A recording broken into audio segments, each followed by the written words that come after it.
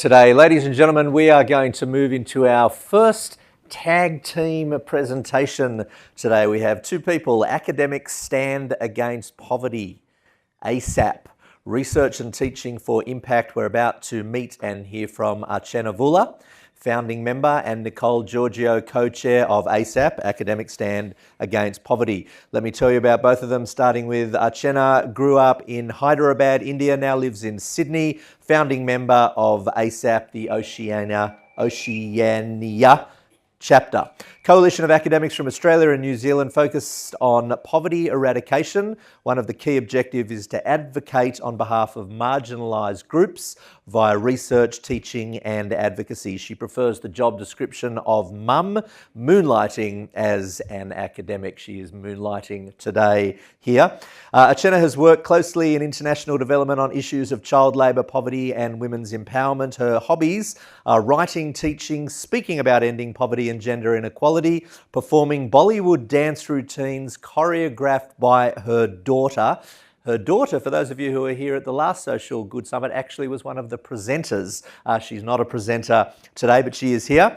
And apparently Archana's hidden talent is that she takes amazing Instagram pictures. At the age of 9, Archana had the privilege of meeting two people in one holiday. It was a holiday in Rome, and it was a holiday that changed her life. She met, same holiday, Mother Teresa and the Pope. She actually met them. Clearly it was transformational in how she is now doing her bit to make the world a better place. Archana will be tag teaming with Nicole, the co-chair of ASAP, senior lecturer at Western Sydney University. She tells me she is born in the year of Woodstock, the Stonewall riots and the moon landing, but don't mention what year it was. Don't Google, just have a guess. It doesn't matter. Nicole is Director Humanitarian and Development Research Initiative, HADRI, at Western Sydney University. Trained as a creative artist, then spent 5 years living in Japan. She actually speaks Japanese as well as Southeast Asia. Went on to complete a master's and a PhD while simultaneously raising her children. She now heads up a university research group focusing on the intersections of humanitarian intervention and development aid. She tells me that she has no spare time, and the spare time that she has is basically spent washing clothes for her family of 6. In 1995, she led the first group of Western cyclists to ride the length of Vietnam from Hanoi to Ho Chi Minh City to raise awareness for women and children's income generation and literacy projects in northern Vietnam. What else can I tell you about her? She likes pina coladas and getting caught in the rain. Ladies and gentlemen, please put your hands together and welcome Nicole and Archana together. Hi, thank you, Andrew. You rest after that. It's actually mojitos. Good afternoon, everyone. Hope we're not feeling sleepy at this point, post-lunch. Good afternoon, everyone. I actually like mojitos better than pina coladas. Just get that straight next time, because that was winging it, mate. Anyway, we are both from Academics Stand Against Poverty, and Archana was the founding member for Oceania, and I've taken on from her position as co-chair. Academics Stand Against Poverty is an international collective of academics who have formed a community of concern around poverty and inequality.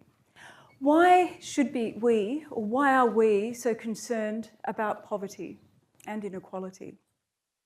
Well, about half of the world's population lives below the poverty line, and that's about 3 million people. Of that 3 million, 1 million are children, and of those, 22,000 die a year of poverty-related causes. In Australia, we're not untouched by poverty either. 3 million Australians are affected by poverty or live below the poverty line here. And that means that about 17% of our children live in poverty. So these are issues of some magnitude. And today, we're going to talk about what Academics Stand Against Poverty does in order to address those issues. And Archana will take them. Yes, thank you, Nicole. So, we are very committed as founding members of Academic Stand Against Poverty to address SDG Goal 1, no poverty.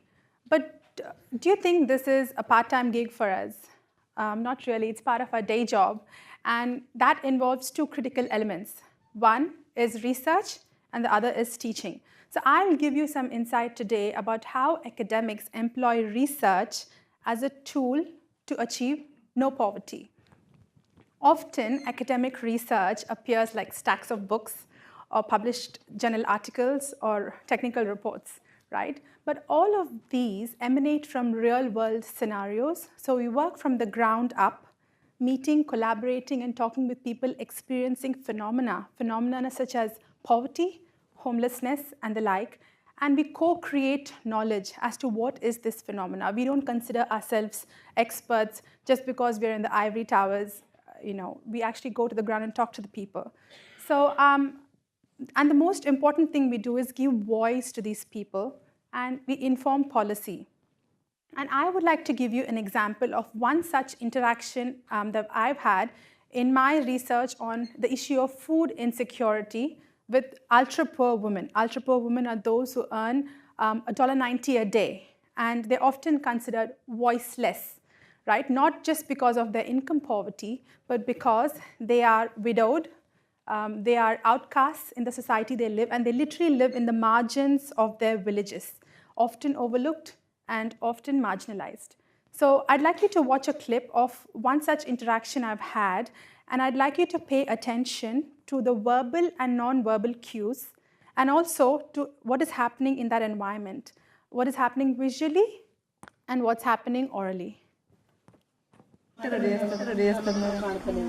అవి ఇప్పుడు దీనికి కట్టెలు కాదు కదా ఎక్కడికి వస్తావు ఇక గట్టుకెళ్ళి ఇక తెచ్చుకోవాలి ఇక నువ్వు పోతావా మరి ఇక నేనే పోవాలి మరి మేడం ఎంత దూరం ఇక్కడ నుంచి మస్తు దూరం ఉంది గంట పడుతుందా మేడం 1 కిలోమీటర్ ఇప్పుడు ప్రతిరోజు వేస్తావా కట్టెలు లేకపోతే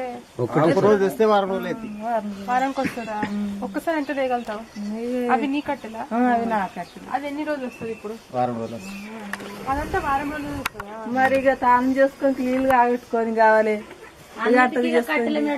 అది ఒక్కసారి తేలేవు కదా అందుకని శాతం అయితే అదే అంటున్నా అంత తీయాలంటే ఎన్ని రోజులు పోవాలి 2 రోజులు పోవాలి అంత నాకు శాతం అవుతుంది మన పెద్ద ఆప్షన్ చేసుకుని నాకు గర్వ సంచి గడ్డ అయితే అంత మోస్తున్నా మేడం అంత కష్టం వీటికి ఇక రోజు 100 రూపాయలు ఇవ్వాలి మెప్పియాలి ఇక నా నుంచి పనికి వెళ్తావా ఇక పనికి వెళ్ళాలి పనికి వెళ్ళిపోతే ఎవరు చేస్తారు మేడం ఏం పని వెళ్తావు పత్తి ఎత్తారు పత్తికి ఇట్లా కాలువ పోతే అప్పుడు బిడ్డలు స్కూల్ పోతారా మా చెల్లె దగ్గర చదువుతుంది నా నుంచి ఆకాశం అంటే ఎక్కడ అక్కడ మియాపూర్లా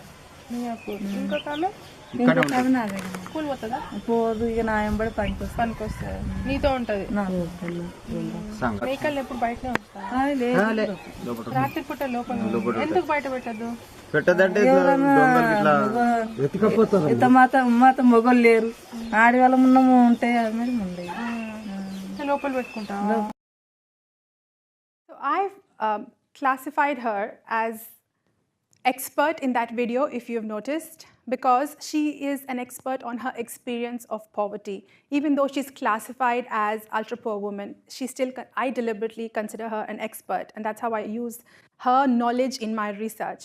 But if you've noticed in the video that for certain questions, she didn't have an answer. She would shake her head like she wasn't sure. When I said, what's the distance you travel to secure your firewood? She did not know the unit of measurement, kilometers. And most importantly, did you notice other voices sort of muffling her voice? Right? There were a couple of men over there who were giving answers on behalf of her. So even though I waded my way through the village to find her at the outskirts of the village, to identify and speak to her, still her voice is undermined. So that's the kind of giving voice to the voiceless, right? Today here, look at her, she got a platform to tell her story here in Sydney, even though coming from a rural village in India. But another more important thing is this kind of evidence of what is poverty is what is needed to inform policy. From her experience, 4 clear things she tells me what is poverty. Poverty is having no one to lean on, right? Nobody to call for help when she needs that firewood. Poverty is having fragile health, but that's not captured in a statistic of poor woman. She had a hysterectomy and how that impacts her life. Poverty is having fractured families. So one child has to be given away to the relatives to raise, and the other one goes to the agricultural fields to work with her. And poverty is sleeping in the room with your goats, your assets, because there is no man to provide security for you or your assets. So that kind of evidence is needed to inform policy, and that's the kind of work academics do to inform policy.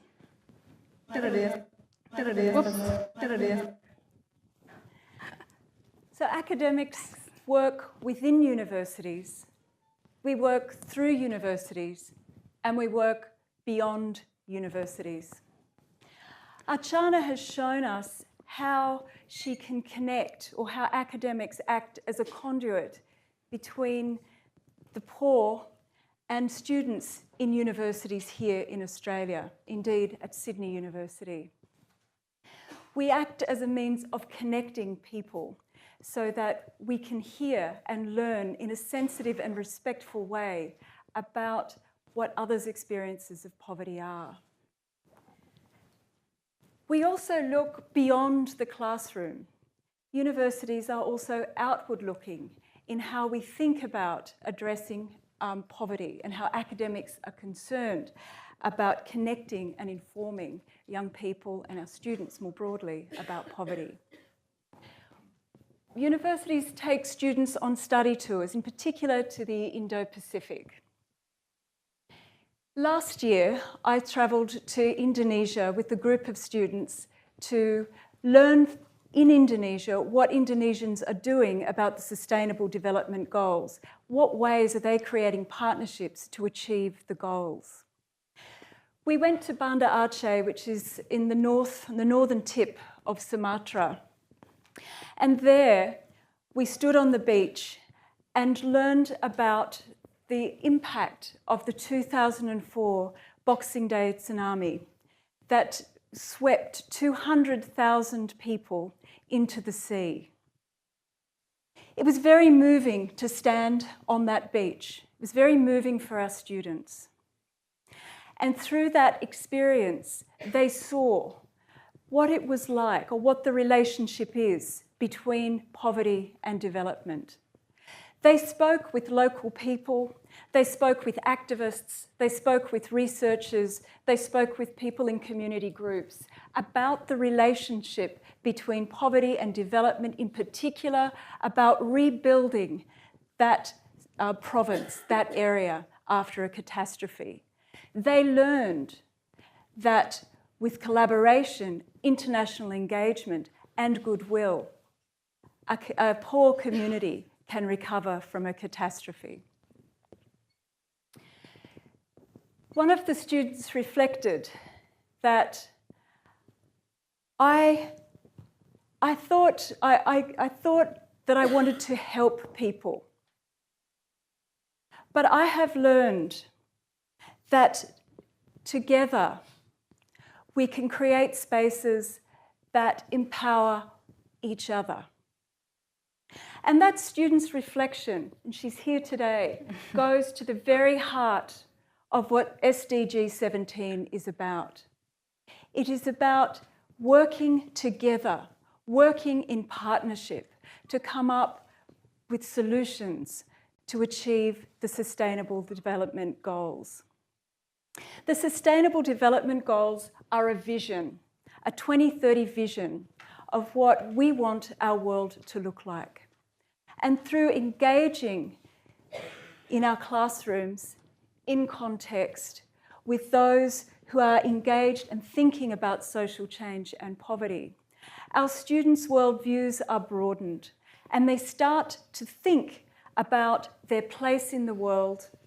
They start to think about how they can engage with the world to make a difference. Universities aren't only just focused on the students themselves and in the classroom. Western Sydney University is one of 10 universities in Australia that is a signatory to the Sustainable Development Goals. In line with that commitment at Western Sydney University, academics have worked in collaboration with United Nations University to develop a course in sustainable development for undergraduate students. That course enables students to engage with the Sustainable Development Goal in an active and in a proactive way. We believe that this course embodies the spirit of the SDGs in that we connect our students with industry partners and non-government organisations to work together, to collaborate, to build the skills and knowledge to address the SDGs. In summary, we have quite a considerable challenge ahead of us. But together, using all kinds of partnerships and all kinds of connections, academics included, we can contribute to changing the world to meet that vision of 2030.